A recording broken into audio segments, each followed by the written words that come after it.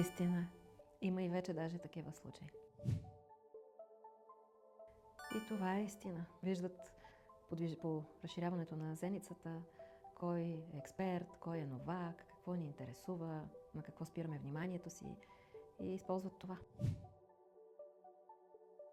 Мит.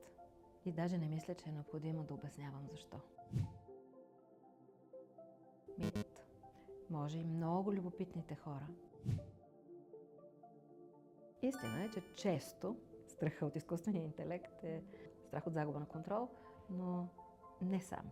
6-ти сезон на подкаста ми "Голям да пораснеш" вече можете да слушате в Storytel и ще чуете интересни неща за това какво предстои относно развитието на изкуствения интелект, за пандемията от недоверие, за това кое е истинското постигане отвън или отвътре, за огромната нужда от смирение и за изгорените на клада учени и най-революционните нови открития в науката.